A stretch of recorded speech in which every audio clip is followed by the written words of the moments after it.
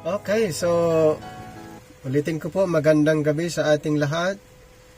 At since na mayroon pong first time, ang ginagawa po natin ay nag-review po tayo sa ating method kung paano unawain ang Biblia.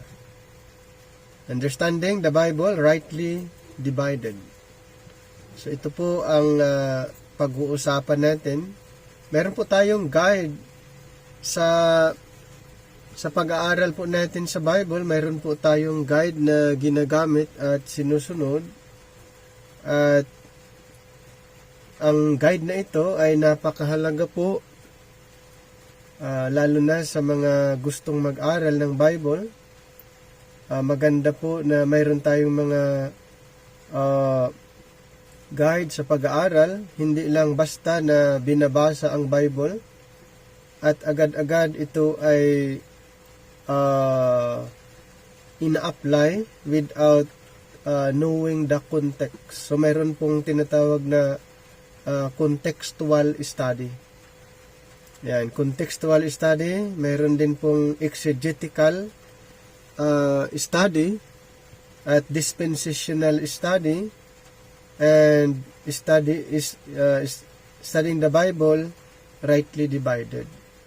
So, marami po tayo na pwedeng i-consider sa ating pag-aaral. So,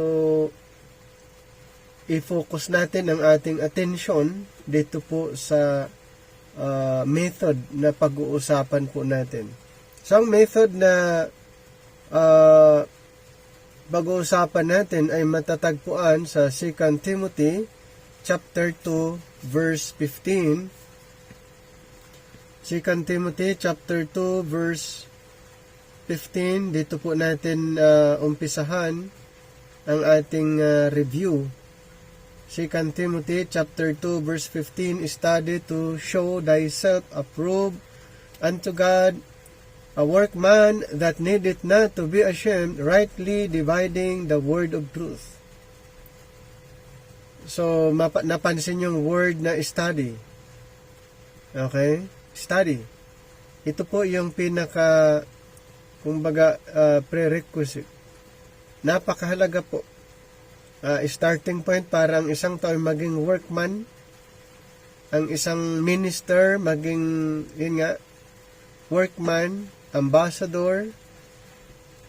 It requires study. Study to show thyself approved unto God, that needeth not to be ashamed, rightly dividing the word of truth. So, study para sa maging effective workers, ministers, or workman. A workman approved unto God. A workman needed not to be ashamed. So,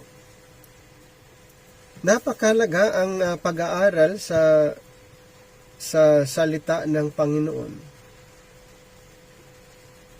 Bakit kailangang pag-aaralan? Siyempre, kung hindi natin ito pag-aaralan ng maayos, ang tendency ay magkakaroon ng confusion. Magkakaroon ng confusion kung hindi tayo careful, lalo na sa paggamit ng mga verses o pag-apply ng mga verses. So, yun po. Kaya, katulad ng na-mention po natin, ito yung process na pwede nating i-consider. So, pag sinasabing workman, karamihan ay na-define as ministers, pastors, ambassadors, evangelists, teachers, preachers, etc. Pero, kailangan talaga yung word na study. Kailangan yung pag-aaral. And then, isang worker approved unto God. Isang worker needed not to be ashamed. So, paano? Paano na ang isang worker, workman, pastors, ambassadors, evangelists, teachers, deacons, at kung ano ang ang ginagamit na title. Paano? So ito po yung method, rightly dividing the word of truth. Rightly dividing the word of truth. Ano ba ang word na rightly dividing the word of truth? Ito ay galing sa original word na orthotomeo. Orthotomeo. Ito po ay isang Greek word. Okay, na ang ibig sabihin ay cutting the straight line.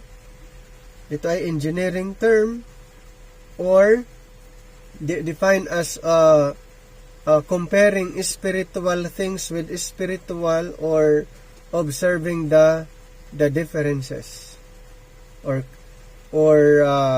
handling the word of truth, handling the word of truth rightly divided or correctly handling the word of truth or accurately. So yun po yung orthotomeo. So kung bakit kailangan natin ang word na ito, ang method na ito, para mas madali nating maunawaan ang Bible. Mas madali nating maintindihan ang Bible without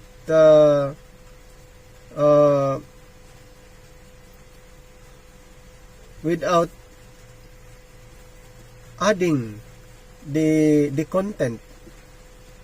Diba? Kasi minsan may mga dinadagdagan ang salita ng Panginoon or binabawasan ang salita ng Panginoon. So karamihan po ay unaware na nadadagdagan o nababago o na-twist ang ibig sabihin.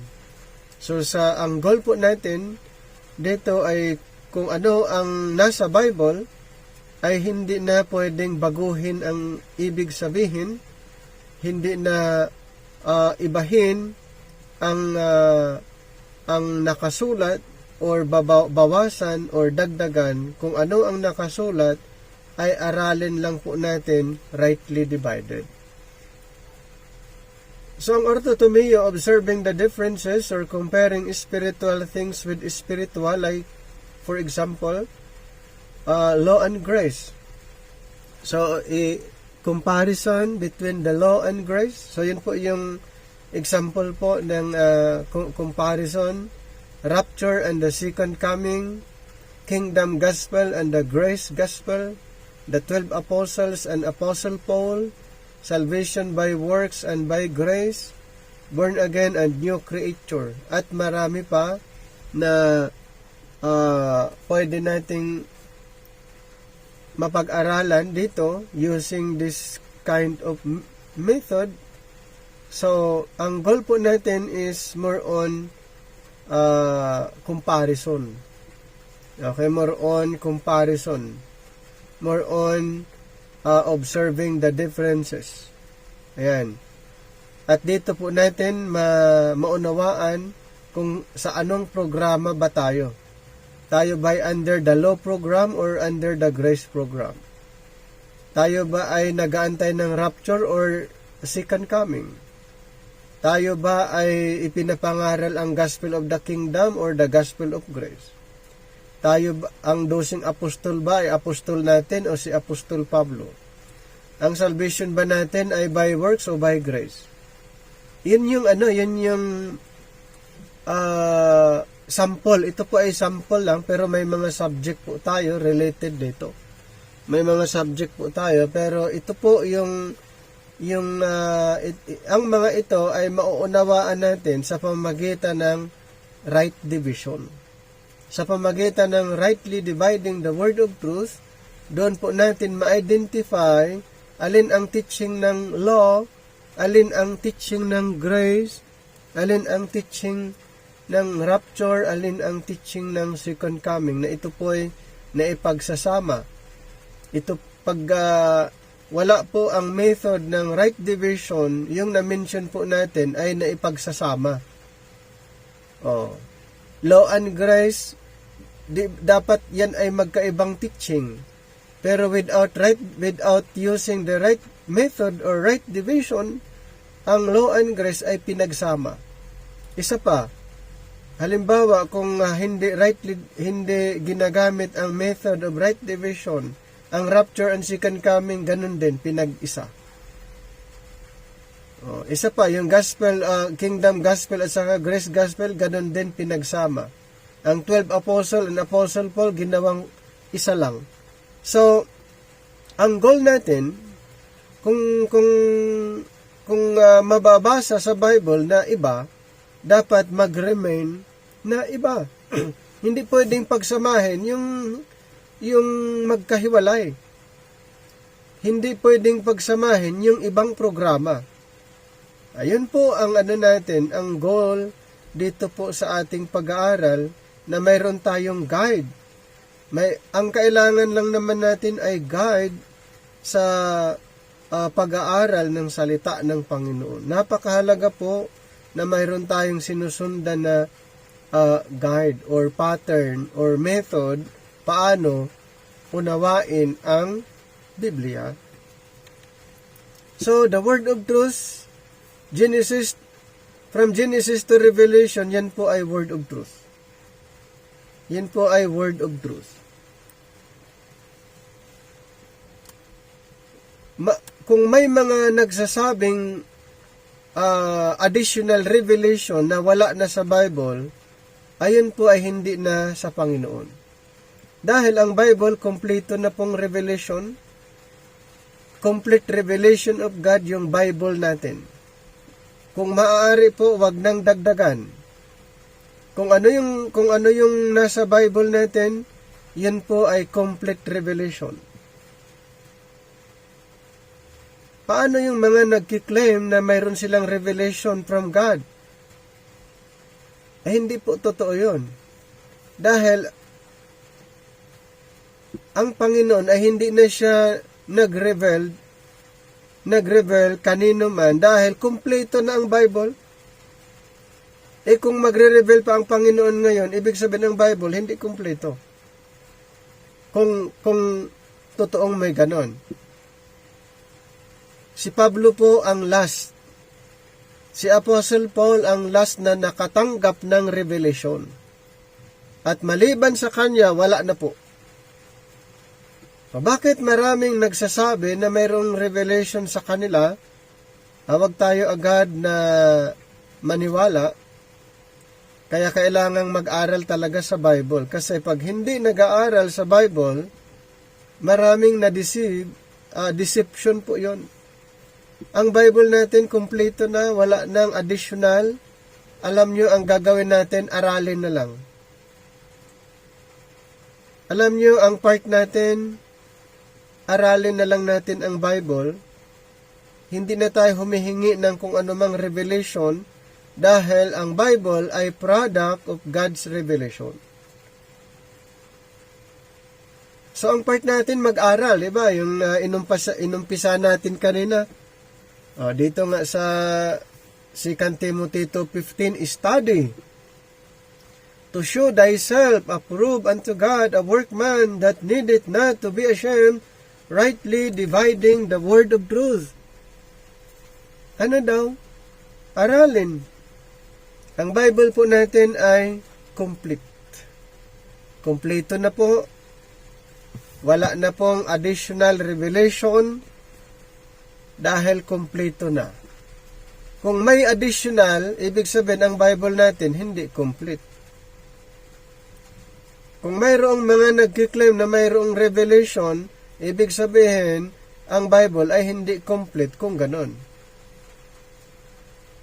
So, kailangan talaga na aralin ang Bible para hindi tayo agad mapaniwala sa mga ibang mga preacher na mayroon silang revelation, kawawa naman yung mga members dahil napapaniwala sa mga ganong assumption or speculation.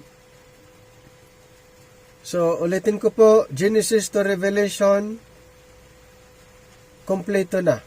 ang Bible natin. Ang kailangan lang po natin aralin. From Genesis to Revelation, ang goal natin bilang mananampalataya, aralin ang Biblia using the method of right division. So the word of truth rightly divided. Word of truth rightly divided. So ang Bible natin divide sa tatlong klaseng time. The time past, the time but now, and time ages to come. So sa time past, ito yung mga books na pinag-uusapan po, yung time past. Genesis to John ang then first part ng Book of Acts. So ang pinag-uusapan po diyan ay time past. Basahin natin yung Ephesians chapter 2. Ephesians chapter 2 verse 11 and 12. Wherefore remember that ye being in time past Gentiles in the flesh, who are called uncircumcision by that which is called the circumcision in the flesh, made by hands, that at the time ye were without Christ, being aliens from the commonwealth of Israel, and strangers from the covenants of promise, having no hope, and without God in the world. Ano daw under the time past? Ano ang estado ng mga hintel under the time past? Ang description ito po, we Gentiles without Christ. Without Christ, without God, no hope, aliens, strangers from the commonwealth of Israel. At ano naman ang description ng Israel under the time past? Sila po ay covenant people, peculiar people, royal priesthood, holy nation, kingdom of priests, children of the kingdom. Nasa kanila lahat yung magandang description under the time past.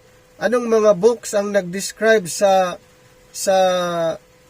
status ng mga Israelites? Genesis to the Book of John, first part ng Book of Acts. More on Israel po ang pinag-uusapan dyan. Genesis to the Book of John, ang pinag-uusapan Israel.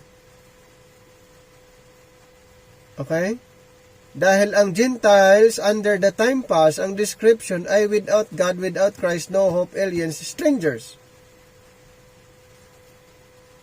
And then another division, another time, the but now. In Ephesians chapter 2, 13 to 16,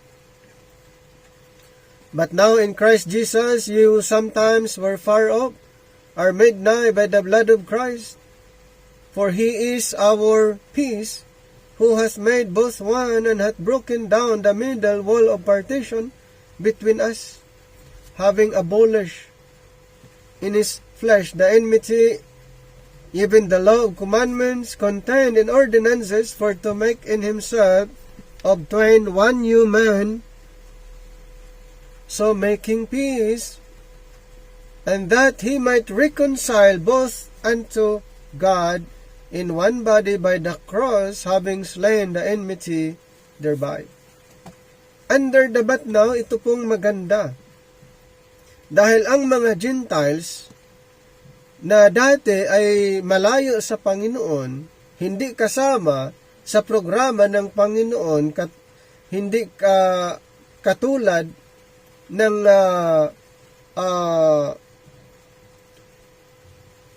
ng Israel. Okay? Iba ang description ng mga hintel under the time past. But now, after the death of Jesus Christ, ito po ang description, but now, in Christ Jesus, ye who sometimes were far off, are made nigh by the blood of Christ.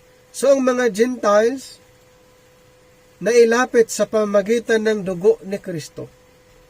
Ibig sabihin, after the death of Christ, after the death of Jesus Christ, yan po ang description.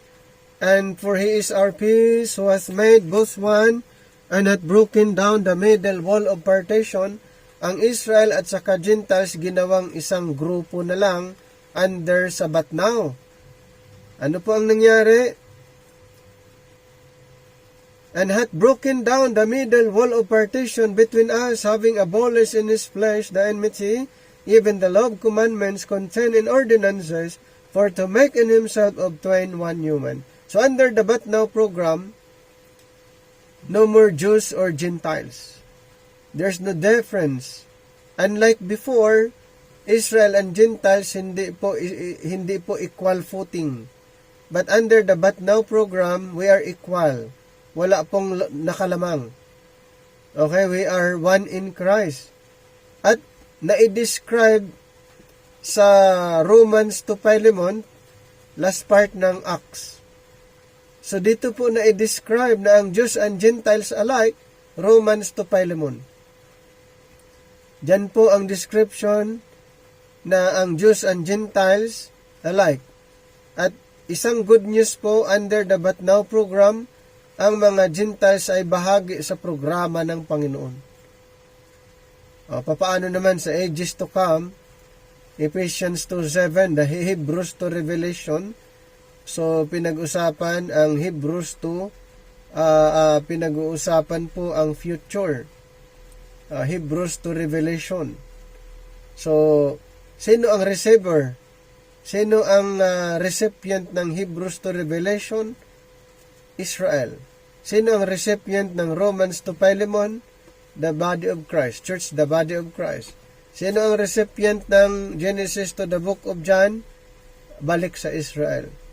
So, dito po, kung makita natin yung arrangement ng Bible natin, ay hindi tayo malilito.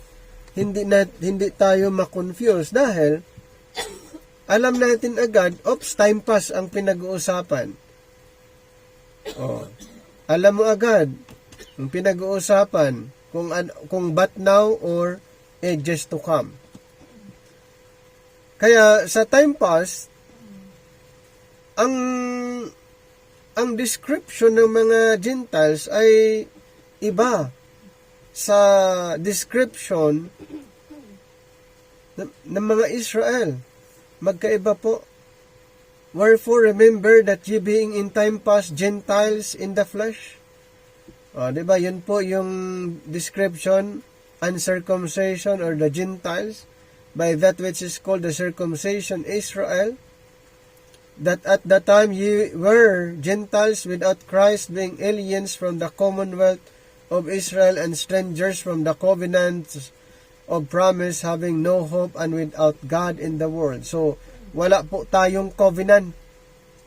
Wala tayong covenant. Mga Gentiles ay walang covenant. Hindi nakipagtipan ang Panginoon sa mga hintal. We are strangers from the covenants of Israel. Okay? Strangers tayo doon. So, ang Israel sila yung holy nation, peculiar, covenant people. Kaya mayroong tinatawag na wall of partition. Mayroong wall of partition na nag-divide sa dalawang group. Ang Israel at saka Gentiles ay hindi po iisang grupo under that time pass program. So, under the Now program, ito nga, yung pinag-uusapan natin, after the death of Jesus Christ, after the revelation of the mystery, ayan, so inalis po yung wall of partition na nag-divide sa dalawang grupo. For he is our peace, was made both one, and hath broken down the middle wall of partition between us. So, inalis yung wall of partition under the Batnaw program, Jews and Gentiles alike. Inalis yung wall of partition, so ang Jews and Gentiles pinagsama. Ayan. So, kailan po under the Batnaw? Anong mga books na nag-describe dito po sa Batnaw? Romans to Philemon. I-describe, ipinangaral, inintroduce ang Now program. Kaya, kung ang mga basihan natin sa pag-aaral ay doon sa Matthew, Mark, Luke, and John, doon po ay mayroon pang partition. Doon po ay mayroon pang division between Israel and Gentiles. Kaya more on Israel ang pinag-uusapan doon sa Matthew, Mark, Luke, and John, at maging Genesis to Malakay. Yan. Kaya pag doon ka nakapokus palagi, gagawin kang Israel. Ang isip mo, ang gawain mo ay magiging Israel. Kasi yung mga ginagamit mong evidence, mga ginagamit na mga basihan ay para sa Israel. Kaya, without right division, failure to rightly divide, ang tendency ay angkinin natin yung hindi para sa atin nakasulat. So, hindi lahat ng nasa Biblia ay isinulat para sa iyo. Tandaan natin, mayroong Israel. Halos lahat ng nasa Bible ay sulat para sa Israel. 90% ang sulat sa Bible para sa Israel. Okay? Genesis to the book of John, para sa Israel. Hebrews to Revelation, para sa Israel. Ang Book of Acts na hati, first part, sa Israel ang issue. Second part, patungkol po sa body of Christ. Kaya, Romans to Philemon, ang pinag-uusapan po ay ang mga believers ngayon. Church, the body of Christ. Kaya madaling madaling maunawaan ang Bible kung alam natin kung yung arrangement doon, kung para kanino naka-address ang sulat. Kasi pag i-claim natin yung hindi sulat para sa atin, doon po nagkakaroon ng confusion at saka nagkakaroon ng na twist, na bago, binabago, pilit na baguhin yung content para maipasok tayo doon sa context.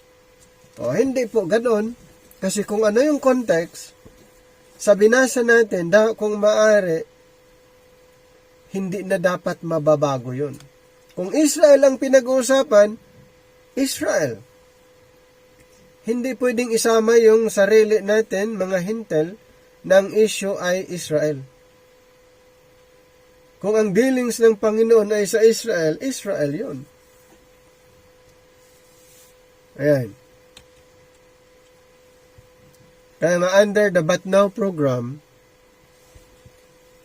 ang Israel at saka Gentiles pinagsama. Tinatawag one human, one body of Christ. Israel and Gentiles alike. Tingnan nyo sa nakikita nyo pa ba yung slide natin?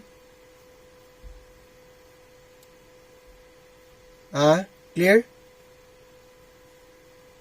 Sabihin nyo lang pag hindi nakita. Sana nakita nyo po yung natin. So, under the time pass, Israel and Gentiles ay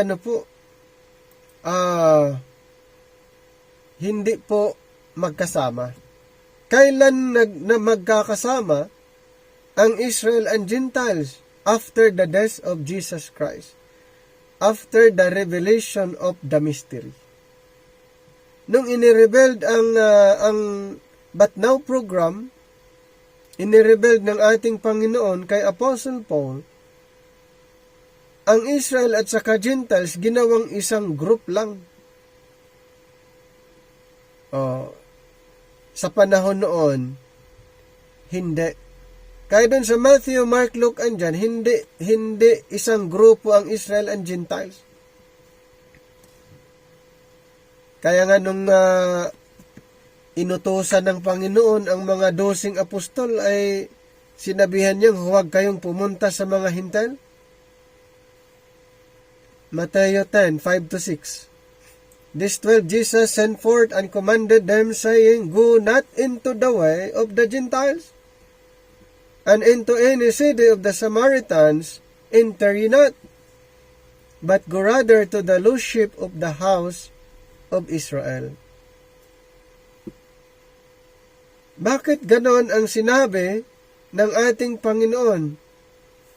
Yan po ang katunayan ng Israel and Gentiles that time ay hindi po isang grupo, dalawang grupo po. Pinagbilinan ang mga 12 apostol na huwag pumunta sa mga Hintil. Sa verse number 6, but go rather to the lost sheep of the house of Israel. So ito ba ay kailan sinabi ng Panginoon? Before the death of Christ? Before His death o after? Yes, before His death. Bago siya namatay. Ito po, ang utos ng mga apostol ay sa Israel lang. Maging ang ating Panginoon sa Mateo 15:24. Mateo 15:24. But he answered and said, I am not sent, but unto the lost sheep of the house of Israel. So maging ang ating Panginoong Hesus bago siya namatay, ang pinaka-focus niya ay ang bayang Israel. Okay? Ang bayang Israel. Kaya nga, ang good news, after the death of Jesus Christ, nag-open ang Panginoon ng panibagong programa. Nag-open siya ng panibagong programa na isang program secret before the world. Ayon sa Romans 16:25. Romans chapter 16 verse 25. Now to him that is of power to establish you according to my gospel, and the preaching of Jesus Christ according to the revelation of the mystery which was kept secret since the world began. So ano daw? Mayroong programa bago pa likhain ang sanlibutan. Mayroong bagong programa, mayroong programa ang Panginoon bago pa ang sanlibutan. At kanino niya inirevealed ang programang ito na nakatago bago pa likhain ang sanlibutan? Ayon sa Ephesians 3:1-3, For this cause I, Paul, the prisoner of Jesus Christ, for you Gentiles, if ye have heard of the dispensation of the grace of God, which is given me to you ward, how that by revelation He made known unto me the mystery, as I wrote afore in few words. Kanino inirevealed ang dispensation of the mystery? Kay Apostle Paul. So, good news po yan para sa atin dahil nagiging part po tayo dyan. Sa programa, panibagong programa, doon po nagiging part, bahagi, ang mga Hintil. Kaya pala si Pablo ay tinatawag apostol ng mga Hintil. Sa Romans 11:13, Romans chapter 11 verse 13, For I speak to you Gentiles, in as much as I am the apostle of the Gentiles, I magnify mine office. So ang si Apostle Paul, siya ay apostle para sa mga Hintil. Ang 12 apostol ay apostol para sa 12 tribes of Israel. Kaya nga sa 12 tribes of Israel, mayroong 12 apostles na representative. Kaya pagdating sa pag ang Panginoon ay maghahari, kung maghahari ang Panginoon, itong mga apostles ay kasama. magiging ano sila, magiging judges po sila, judging the 12 tribes of Israel. Itong mga apostles. So, bakit 12? Kasi mayroong 12 tribes of Israel. Anong sinasabi sa Matthew 19:28? And Jesus said unto them, Verily I say unto you, that ye which have followed me in the regeneration, when the Son of Man shall sit in the throne of his glory, ye also shall sit upon 12 thrones, judging the 12 tribes of Israel.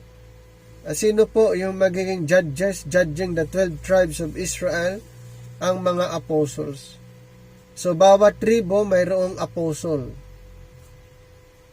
So, bakit ang 12 hindi natin apostol? Siyempre, mayroong pinili ang Panginoon na apostol para sa atin. At yun nga, si Apostol Pablo, ang apostol para sa ating mga hintel, hindi po yung 12, dahil ang 12 para sa 12 tribo ng Israel.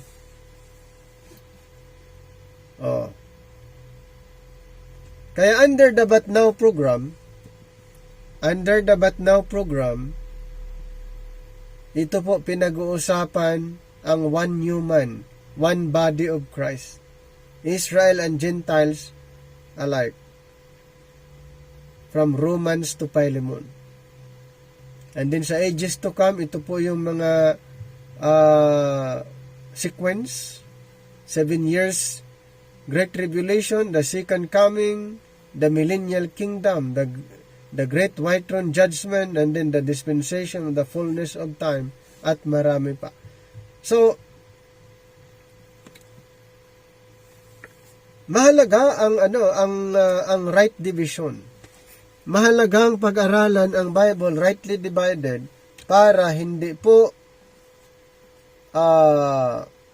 mag-mix, hindi po maghahalo kung ano ang teaching para sa Israel, ano ang teaching para sa body of Christ.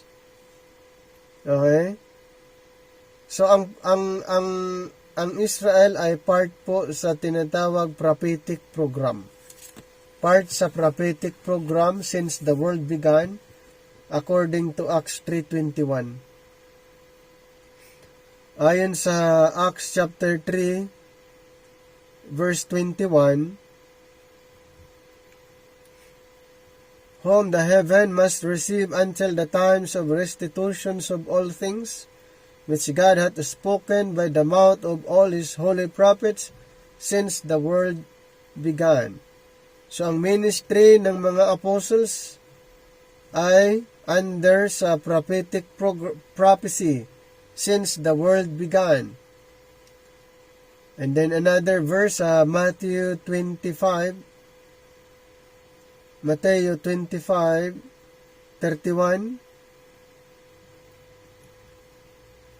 Dito po sa verse 31, when the Son of Man shall come in his glory and all the holy angels with him, then shall he sit upon the throne of his glory.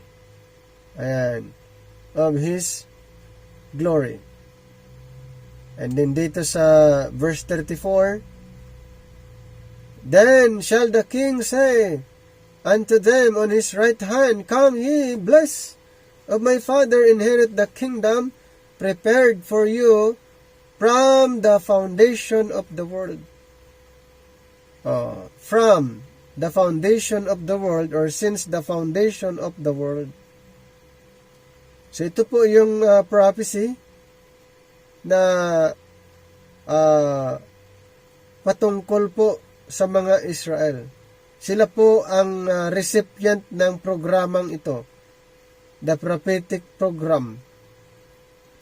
Maging yung ating Panginoon nung siya'y naparito, ipinapangaral ang tungkol sa paghahari, tungkol sa kaharian ang ipinapangaral ng Panginoon, dahil ang goal nga ng Panginoon ay naparito upang maghahari sa bayang Israel. Kaya ang gospel na ipinapangaral ay tungkol sa paghahari.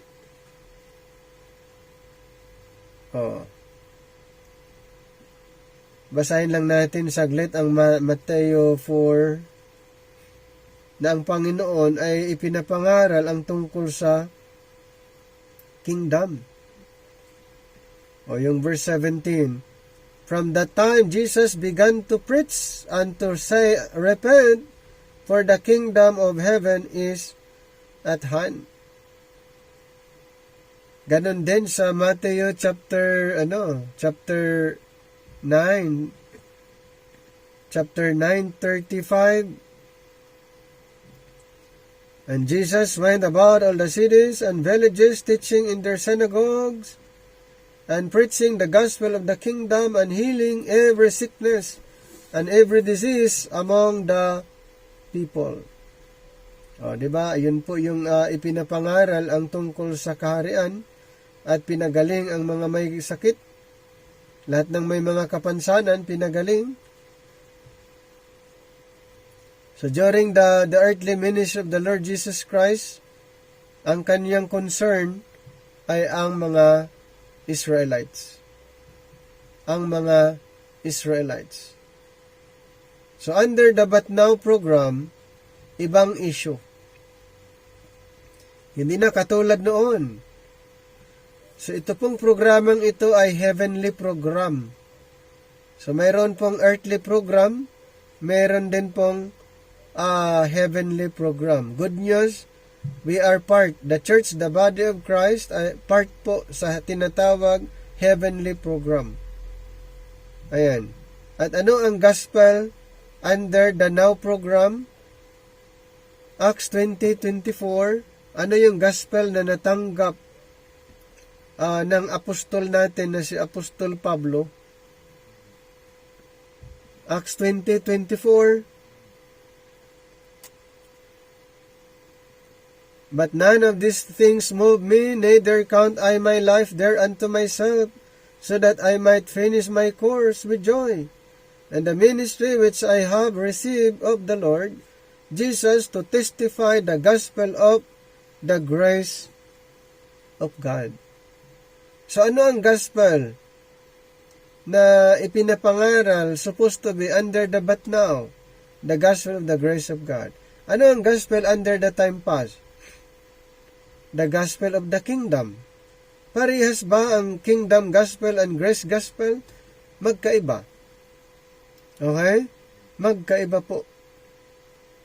Kaya nga kailangan ang rightly dividing the word of truth para ma-identify yung gospel o yung programa kung saan ba tayo naibilang na program o paghahaluin ba? So, siyempre hindi. Dahil ang Panginoon, mayroon siyang programa sa langit, mayroon siyang programa sa lupa. Ang part natin, aralin, alin ang programa panlangit, alin ang programang panglupa. Dagdag natin yung Ephesians 3:9-10.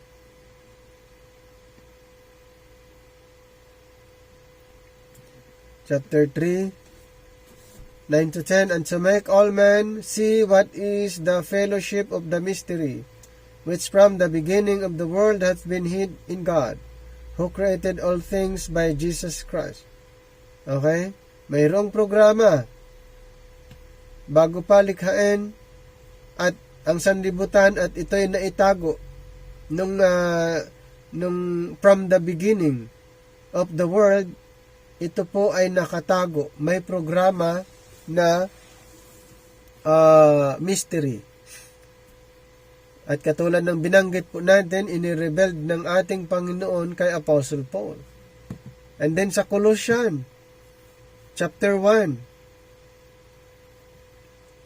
Colossians chapter 1, 25-27. Whereof I am made a minister according to the dispensation of God which is given to me for you to fulfill the word of God. 26.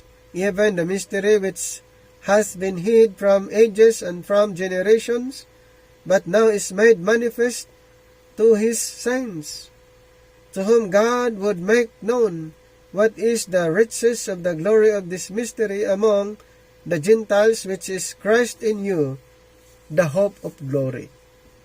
Ayan. So nakita niyo na mayroong programa before the world. Mayroong secret, hidden program. Ito ba ba hanggang ngayon hidden, mystery, secret? No. Dahil inirebelled na po ng ating Panginoon kay Apostle Paul. Kaya si Apostle Paul, ang kanyang ipinapangaral ay revelation of the mystery. Ang ipinangaral niya ay revelation of the mystery. Hindi po revealed prophecy. Ayan. So, kung hindi mapag-aralan ang Bible rightly divided, yun po ay pagsasamahin yung dalawang program. Pinagsasama po. At hindi po dapat pwedeng pagsamahin yung hindi pwede. Separate, sineseparate ng Panginoon. So kung mayroong programang panlangit, iba sa programang panlupa. Sino ang mga receiver ng programang panlupa? Ang mga Israelites. Kaya nga ang Panginoon babalik for the second time, the second coming. Bakit po? Para matupad ang propesiya na ang Panginoon ay maghahari sa Israel 1,000 years. So kailangan po na siya'y babalik para matupad ang prophecy. At kailan mangyayari yon? After the rapture. So mangyayari muna ang rapture, ang church, the body of Christ, pupunta muna sa langit. And then, ang Panginoon ay i-resume niya ang programa para sa Israel. Ituloy niya ang programang hindi natapos para sa Israel. So, ganun po yun. Then, temporary na interrupt ang programa para sa Israel, na postpone or suspended temporarily nung ang Panginoon nag-open ng panibagong programa. Okay? So, napakahalagang na mauunawaan natin, okay, ang Biblia rightly divided. Dahil, kung hindi natin maunawaan, katulad ng nabanggit po natin, ay maipaghahalo. So, ang time pass, iba sa But Now program, at yung Ages to Come. Ages to Come ay continuation po sa programa ng Israel under the time pass. Israel noon at saka Gentiles, dahil mayroong wall of partition, divided po sila. Hindi po sila magkakasama. At ano ba yung event under the time pass program? Ano yung description under the time pass program? Sino ang mga ilalim doon sa programa na yun? So, ang mga tao under that time pass program na pinag-uusapan doon, sila Noah, sila Adan, Noah, Abraham, si Moses, mga propeta, mga kings, even the earthly ministry of Christ ay under the time past. Nung hindi pa siya namatay, under the time past. At maging yung mga ministry ng mga apostles after the ascension ng ating Panginoon at yung bumaba ang Espiritu sa Acts, kaya nga yung first part ng Acts ay under the time pass. Under the time pass, habang hindi na i-revealed ang dispensation of grace, ang programa na yon ay time pass. So, nung na-in-revealed ng ating Panginoon ang panibagong programa, the mystery revealed or the dispensation of grace revealed, yun ay nag-stop naman. Yung programa ng Panginoon sa Israel. Temporaring nag-stop at ang nag-operate ngayon ay ang dispensation of grace. Yan po ang nag-operate ngayon, ang dispensation of grace. Ang time pass ay nag-stop. Ang programa ng prophecy ay nag-stop. Kaya ang Israel and Gentiles ngayon ay ginawang isang group. So, kailan mag-start ang ages to come?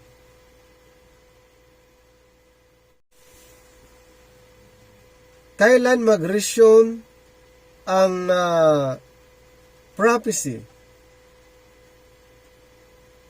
Yes, after the rapture.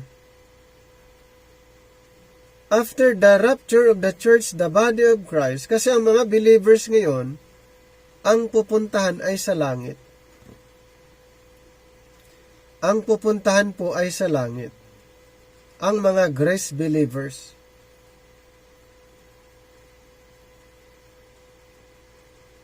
So, ang next ay ang 7 years Great Tribulation na, the time of Antichrist. So, yun po yung next. And then the second coming after 7 years. The second coming. Ayan. Para i-establish niya yung kingdom 1,000 years. At maghahari siya sa Israel. 1,000 years at saka yung mga proselyte.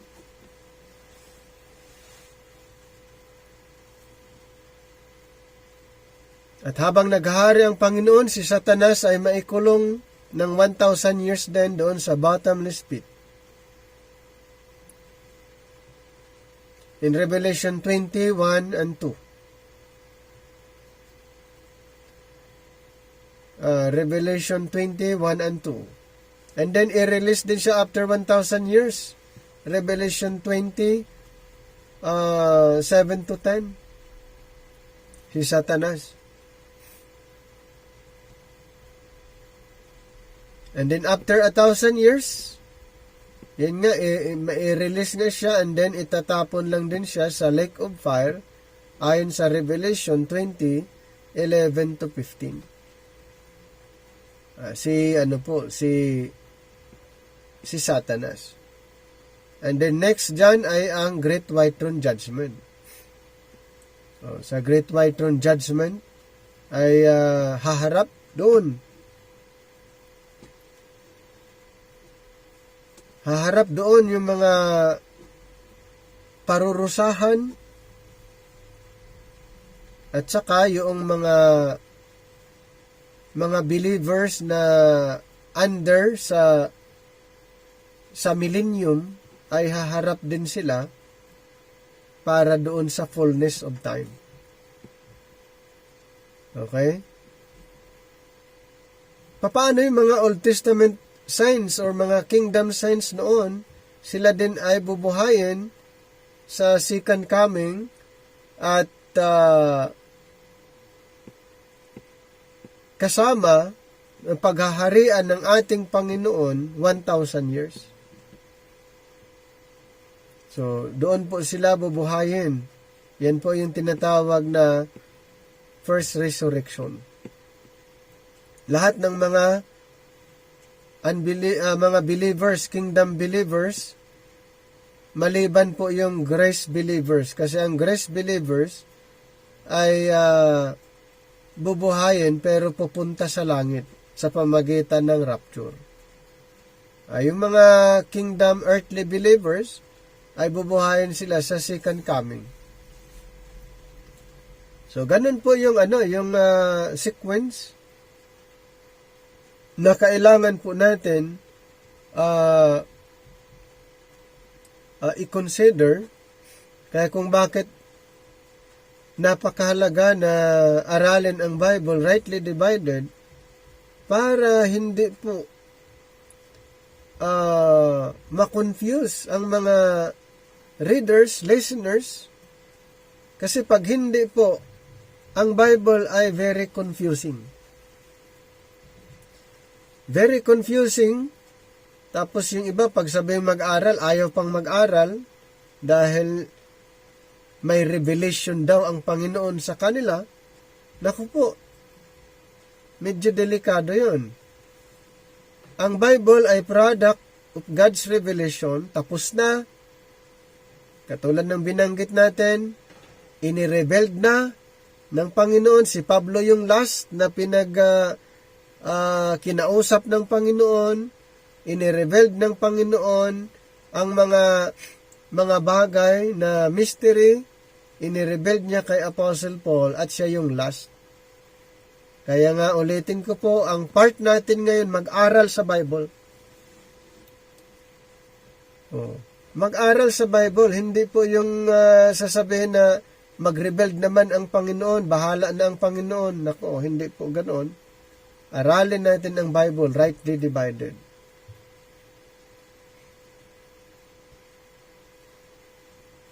Si Pablo ang last. Wala nang iba. May mga nagkiklaim, hindi galing sa Panginoon yun. Hindi na galing sa Panginoon yung mga nag-claim. Kung tutuusin, yung mga nag-claim na may revelation, dapat pare-parehas. Bakit magkaiba? Kung tutuusin, kung sasabihin nilang galing sa Panginoon, bakit hindi sila parehas ng teaching? Magkakaiba ng turo. Dahil speculation lang, kanya-kanyang assume na ito ay galing sa Panginoon. Ang Biblia po ay enough. Tama na po yun para sa atin na aralin ang Biblia. Para unawain, intindihin, alamin ang programa ng Panginoon, tama na yung Biblia. Ang part natin, mag-aral. Aralin kung ano yung mga nakasulat. Aralin kung ano yung mga instruction para kanino ang mga instruction or teaching. Sino ang inutusan? Sino ang kinausap? Sino ang nagsasalita? Para kanino yon? Kailan sinabi?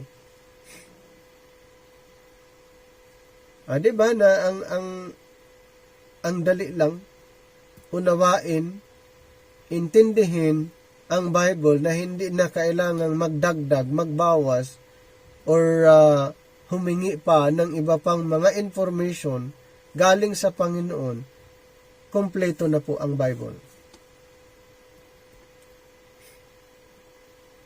Kaya kung bakit kailangang mag-aral, dahil yun po ang requirements, mag-aral. Hindi po natin gayahin yung iba na hindi na kailangang mag-aral.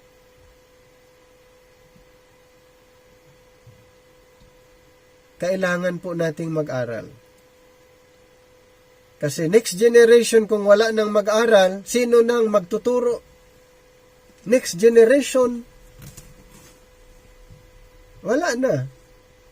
Kasi ayaw na mag-aral, ini-influensyahan na wag nang mag-aral sa Bible. Paano namatay na lahat yung mga nag-aaral ng Bible? Ang tanong, sino ang magtuturo next generation? Wala na. Kasi pinagsabihan ng mga pastor na hindi kailangang mag-aral. Mahalaga pong mag-aral. Ano ang maituturo natin Ano ang maituturo natin sa mga audience kung hindi tayo nag-aaral? Ano ang gospel na i-introduce natin para ang tao ay pupunta sa langit? Hindi nga nag-aral. Ano sasabihin niya? Di ba? Ganun po kahalaga ang pag-aaral. Pag ituturo mo yung gospel para papuntang langit, gospel of the grace of God. Ano yung gospel ng Israel para sa kingdom? The gospel of the kingdom.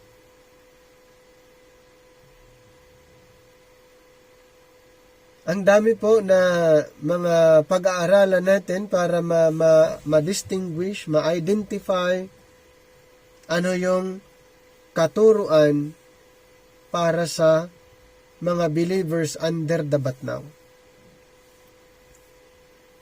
Kailangan mang paghahaluin ang mga nasa Bible para magiging matured? Hindi po. Hindi tayo mag-mature kung ipag-mix natin ang teaching sa Bible. Hindi tayo mag-mature kung angkinin natin yung sulat na hindi para sa atin, na nasa Bible. Hindi pwede na mag-assume. Kailangang sigurado. Kung ano yung teaching para sa atin, dapat sigurado tayo. Nakuha. Ganun po kahalaga. Kaya kung bakit we are inviting, ini-introduce natin ang method of right division para naman yung ating mga pinag-aralan ay mai-share din natin, at kung magustuhan nila, pagtulungan natin na pag-aralan.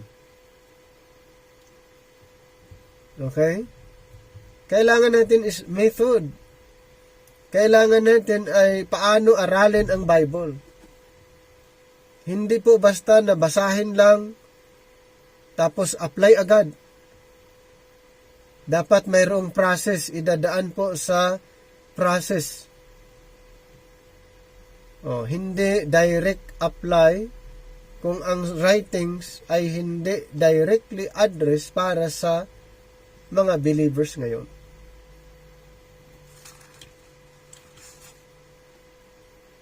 Kaya, katulad ng binanggit po natin, mahalagang aralin ang Bible rightly divided. Okay? Ito po ay continuation sa dispensational na pag-aaral. Dispensational truth. So, dito tayo sa gospel issue.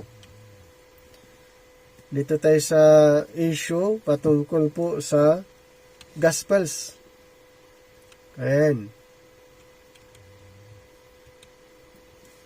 Most of us know the word gospel means good news. Tama? Good news. This Anglo-Saxon word originally meant just exactly what the Greek New Testament word Evangelion means. So the word was originally spelled Godspell. Since all good comes from God, this meant a story of good news. Surely there could be no better news than the fact God has made a perfect and eternal provision for undeserving and hopeless sinners through the death and resurrection of His Son, Jesus Christ.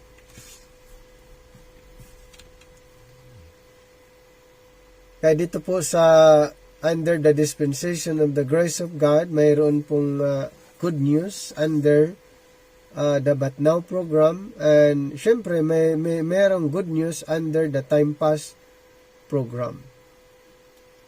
So may parehas na good news, magkakaiba lang po yung news.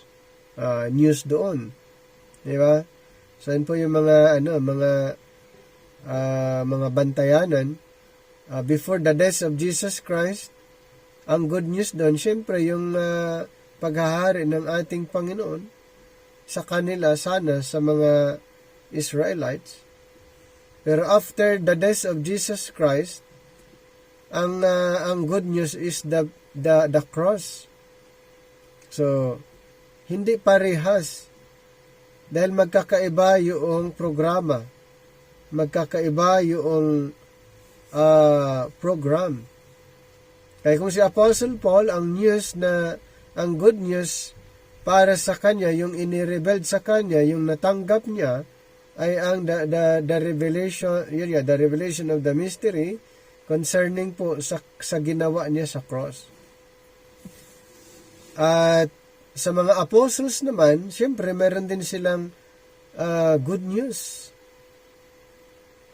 na natanggap, at yung iba pa, siyempre hindi parehas doon sa natanggap ni Apostle Paul.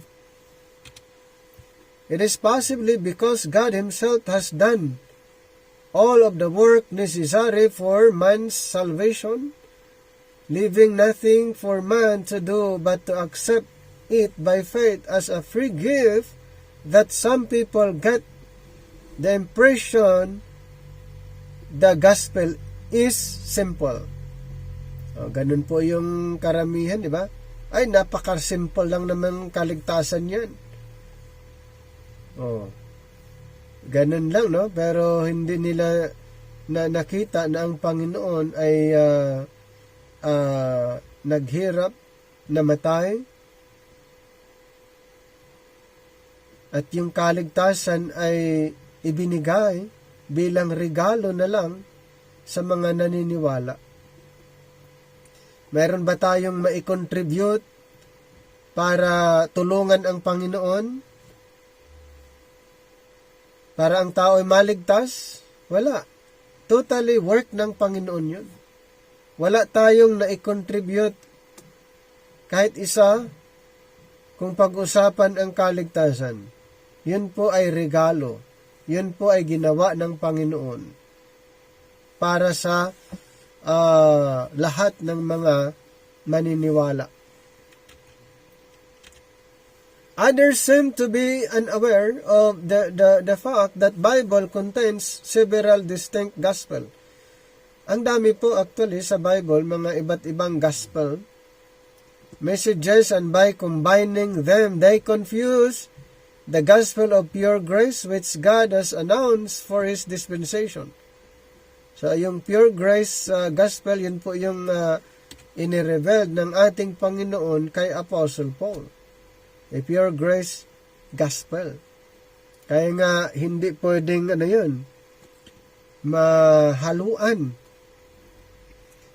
Hindi pwede na mahaluan ng ibang gospel yung inirevealed ng ating Panginoon kay Apostle Paul. Still others are all together ignorant of what the gospel is.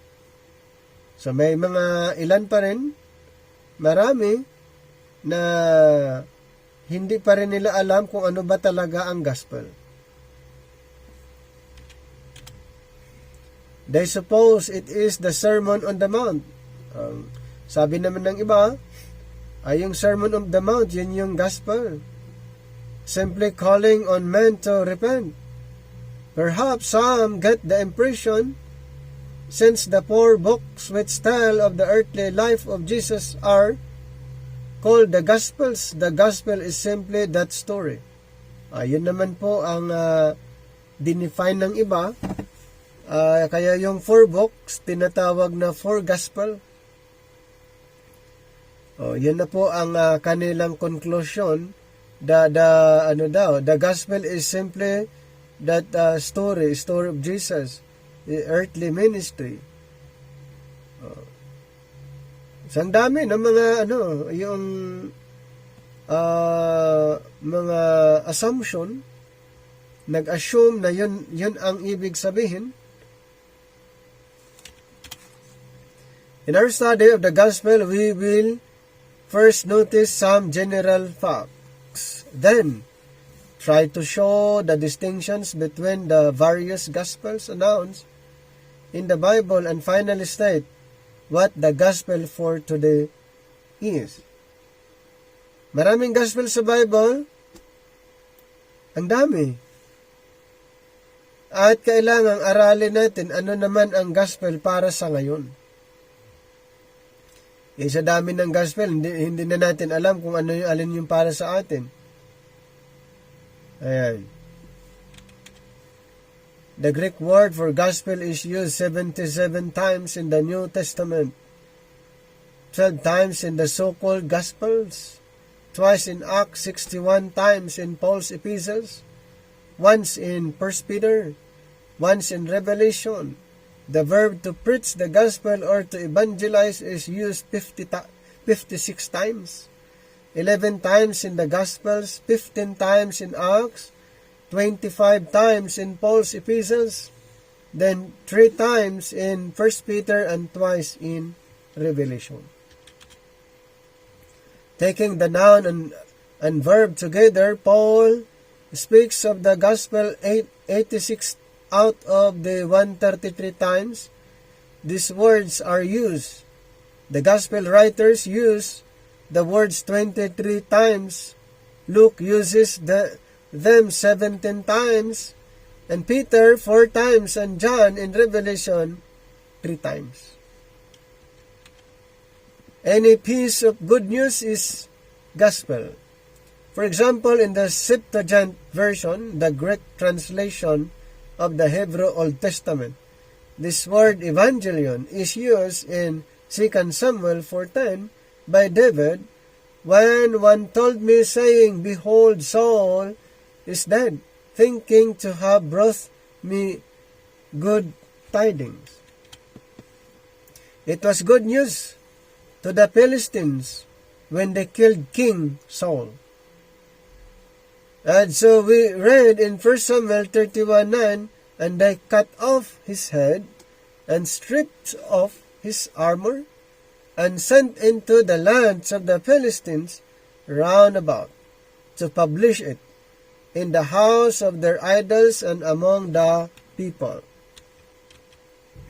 In every dispensation, God has had good news for people, but that news has not always been the same kind of news. Tama. In every dispensation, di ba? May good news, pero hindi lahat pare-parehas ang good news. Okay? Hindi po lahat pare-parehas. In every dispensation, may good news, pero hindi lahat ng news parehas. Okay? It was probably good news for Cain when God told him that He would not allow anyone to kill him. Para kay Cain. It was good news when God promised to save Noah and his family alive. Yes, during that time. Good news po yun. Maraming good news. Kaya kung gospel ang pag-uusapan, ang daming gospel sa Bible. Ayan. God told some good news to Abraham about a great nation that would spring from him, and about the land God would give them. It was good news for the Israelites when they were being destroyed by fiery serpents, that they could be healed of their snake bites by looking upon the brazen serpent which Moses had made. Diba? Yan ay good news. God told David some good news about an everlasting throne and kingdom which he was going to him through his greater son. None of these gospel messages are for us today. So yung mga na-mention kanina ay hindi iyon gospel para sa atin ngayon. Of course, but many suppose wherever we read about the gospel in the New Testament, that is for us. May mga ganun po, mga supposition o assumption, speculation, na lahat daw na nasa New Testament books ay para sa atin. How about Luke 1:19? Zacharias had the glad tidings or gospel announced to him that his wife was going to bear him a son who would be the forerunner of Messiah. At the birth of John, Zacharias was filled with the Holy Ghost and prophesied concerning the salvation of God, or the salvation God was now ready to bring to Israel, that we should be saved from our enemies and from the hands of all that hate us, to perform the mercy promised to our fathers, and to remember his holy covenant, the oath which he swore unto our father Abraham, that he would grant unto us, that we being delivered out of the hands of our enemies, might serve him without fear. Diba yung patungkol po sa Israelites, sa kanilang covenant. Ayun. This was indeed good news to the people of Israel. O di sa Israel, sa kanila good news yun, ang New Covenant, good news yun, na wala na silang kalaban that time. Maayos na lahat sa millennium. But it should be evident to all that this is not the gospel which God would have us preach today. O, yan ba ay para din sa atin sa ngayon? Hindi. Kasi nga, yun na gospel na yun ay para sa Israel. God has not promised to deliver us, members of the body of Christ, from our enemies and all that hate us. This promise will be fulfilled only in the millennial kingdom. O, kailan daw yun maganap, ma-fulfill? Sa millennium. Sino pong receiver doon? Mga Israelites. Sa kanila po yun. Therefore, these announcements of good news at the birth of Christ forerunner introduces us to the first gospel which we find in our New Testament. Gospel of the kingdom. Observe first that this gospel is based upon the promises and covenants which God made with His ancient people Israel.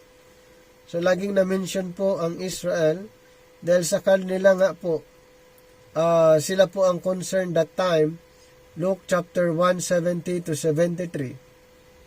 Next, it was announced by all the holy prophets since the world began. Third, it concerned not only forgiveness of sins in Luke 1:77, but also physical deliverance of Israel from her enemies. So more on sa Israel, yung pangako, yung mangyayari in the future sa mga Israelites. Yun.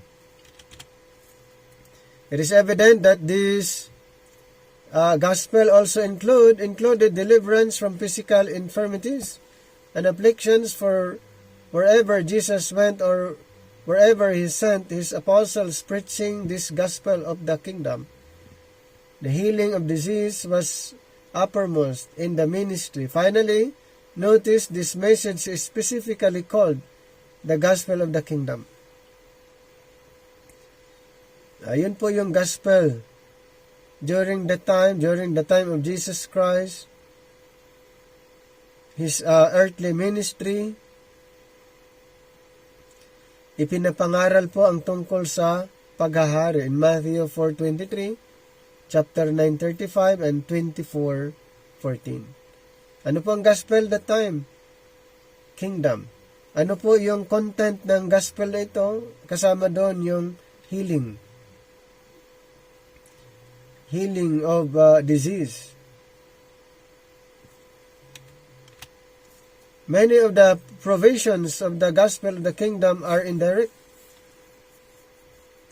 contrast to those of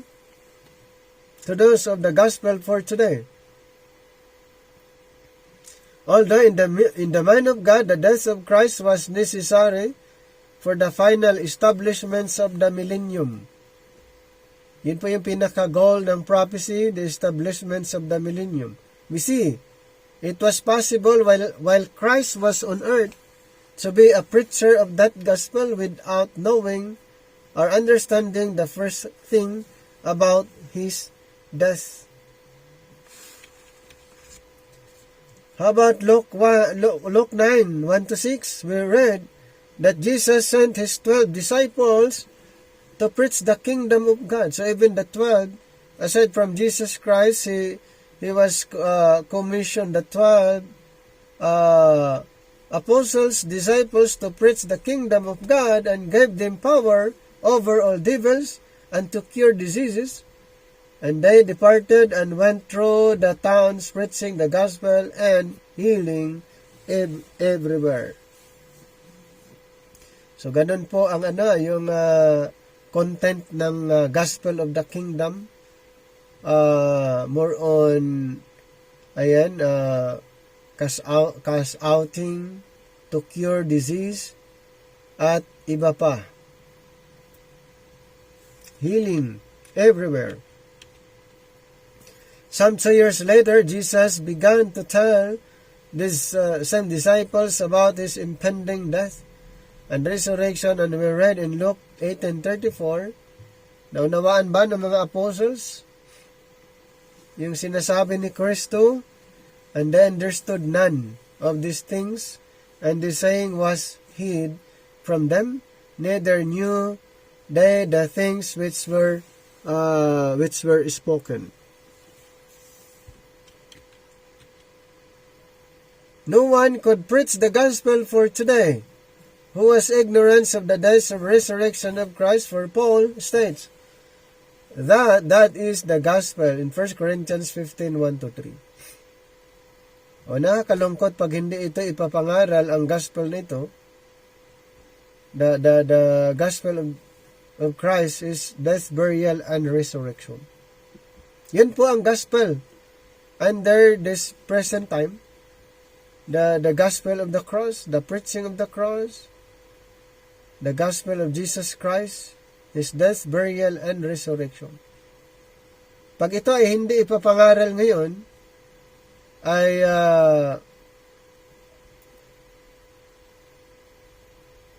nakakalungkot. Dahil ito po ang gospel na dapat i-share para maligtas ang unbeliever. The gospel of Christ, his finished work, the gospel of grace. It is the gospel because his death was for our sins. Yan po. Yes, gospel yan dahil yung kanyang death was for our sins. And his resurrection was for our justification in Romans 4:25. Kaya, yan ay gospel. Okay? The gospel for today is not the gospel of the kingdom. Iba po ang gospel of the kingdom. Ang gospel for today is the gospel of grace. So, hindi pwedeng ihalo ang kingdom gospel doon sa grace gospel. The gospel for today is not the gospel of the kingdom because it does not have in view the establishment of the kingdom, but the formation of the church, which is Christ's body. The gospel for today is not based upon the covenants made with the nation of Israel, as is the kingdom gospel. It is rather the gospel of the grace of God, for it is God's gracious provision for a hopeless world of people who are aliens from the commonwealth of Israel and strangers from the covenants of promise. Who are the strangers? We, Gentiles, before. In Ephesians 2:12, the gospel of the kingdom promised the national deliverance of Israel. So ang gospel of the kingdom promised the national deliverance of Israel from her enemies. But the gospel for today has no promise whatsoever of political or material salvation. So a prominent feature of the gospel of the kingdom was the healing of the body. So mostly ganun po yan sa gospel of the kingdom. For in the millennium, there will be health and longevity. In Isaiah 65:18-25, wow, mayroon na po silang maayos yung kanilang health. Wala nang magkakasakit. Many sign gifts accompany the preaching of the gospel of the kingdom. Ang daming signs na kasama lagi pag ipapangaral yung kingdom gospel, ang dami pong mga signs na nakasama doon. Mark 16:15-18. For the Jews require a sign. Bakit kaya? Kasi ang mga Israel, doon po sila motivated sa mga signs. In 1 Corinthians 1:22 and 14:22. The gospel for today has no promise of long life or of freedom from sickness or of miraculous outward signs. Romans 8:23, 1 Timothy 5:23, and 2 Timothy 4:20. Sa kingdom talagang ipinapangako yung mga health. Ayos yung kanilang health. Hahaba yung kanilang buhay that time. Pero under our time, walang promise na ganon. Okay? Kasi hindi tayo pinangakuhan dito sa earth. Kaya nga more on walang exemption sa sickness. Wala tayong exemption doon. Lahat tayo ay magkakasakit. Ayan. Walang promise na ganon ang Panginoon, unlike sa kingdom. Pero, ang good news doon, ang ating katawan ay babaguhin into glorified body pagdating ng rapture.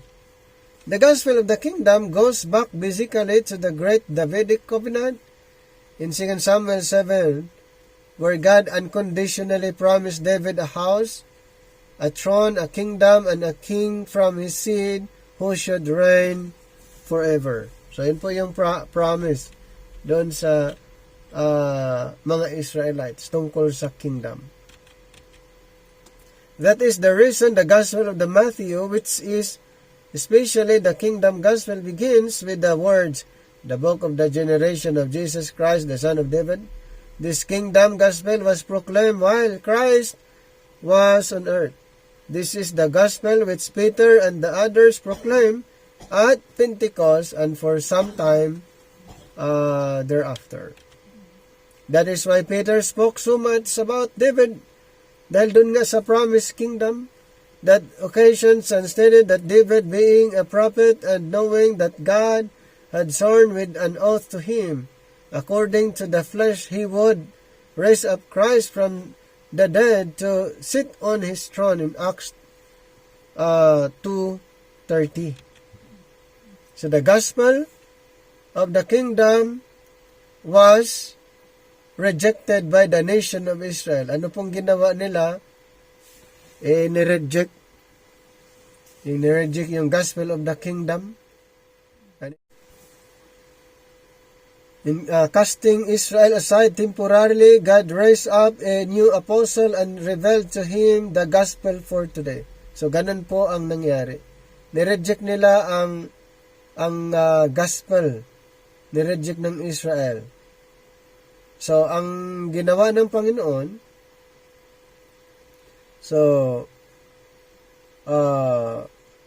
pumili siya ng bagong apostle, inireveal niya ang panibagong programa para sa panahon ngayon. So, after this dispensation of grace has ended, the gospel of the kingdom will again be proclaimed in all the world for a witness that the end of the age will come according to Matthew 24:14. So ano po yung next? After the grace program, ang next po ay ang the Great Tribulation. So ipapangaral ulit yung kingdom. So ganun ulit ang ipapangaral. Okay?